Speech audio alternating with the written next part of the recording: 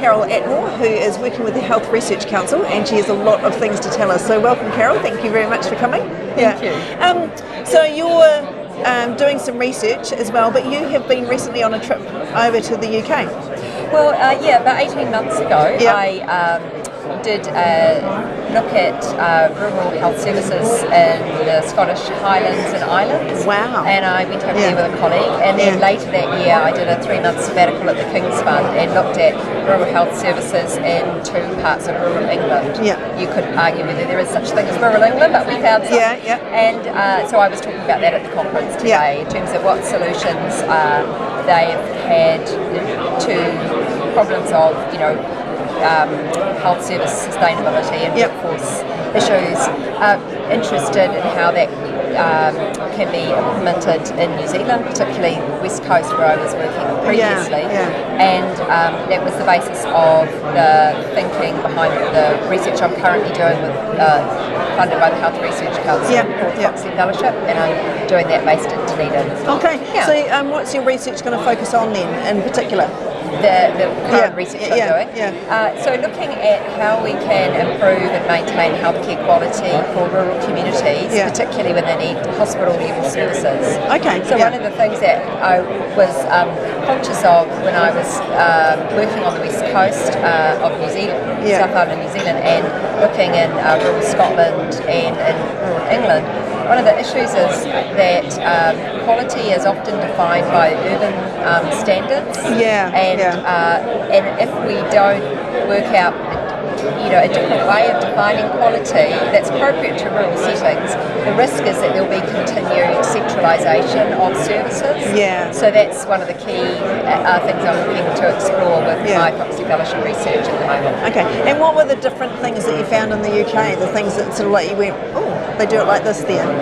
Well, what was interesting is that actually the similarities with the solutions that we have kind of come across in generic terms on the West Coast. So probably what was most surprising, which was a good thing, was actually the similarities. And there's kind of there's no new thing out there. Actually, we're all trying to implement the same kind of approaches in our own settings. So, the key things was about increasing local capacity, whether that's in the community with general practice, between general practice and the hospital and community services, and also developing networks, so networks between health and emergency care, and then between smaller and larger hospitals. So again, they were similar things to what we did on the West Coast. But just to see how they had put that in place. I think there wasn't some of the really cool things that I thought, we could do that back home, were things like when they had the general practice district so the practice nurses and district nurses actually being the same and based out of the practice. So in Stornoway and the Outer Hebrides, that they had that model, and that was really good. It's similar to the rural nurse specialists that we have on the coast, but that's more in the very small remote practices where they were doing it in their town-based practices in Stornoway. So that was cool, and there was some cool stuff that they were doing in enhancing the community capacity. Like down in Somerset, they had the Red Cross were providing like a settling someone in a home service, so they'd be seen in ED or their sort of day assessment unit, and then rather than just being sent home, someone from the Red Cross would take them home, make them a cup of tea, make sure they had milk in the fridge, make sure they got a key cup for the neighbour if that was needed, and that kind of settling them in, which I thought was quite cool. So there was lots of things there which were interesting. It's nice when you see those little things that you sort of think, I can try that at home, but also seeing that we're actually not behind, and we're in some ways ahead of the game sometimes with our practices that we do. And I think in New Zealand, general practice is much more organised than it is in the UK in terms of organised general practice and how general practice interrelates with the PHO space. I think we're much further down the track, and I think it allows integration to be easier because instead of having to interact with 20 different individuals, there are 2 or 3 organisations to interact with in an area. So I think that's probably definitely an area that we're ahead of them, I think. Yeah. Oh, that's great. So your other thing we were talking about today that you've been talking about is about hepatitis C. So there's something new happening in that space as well. So I was talking with Ed Gain, who's the director of the liver transplant unit. He and I have been on a working party that's looking at improving hepatitis C services around the country.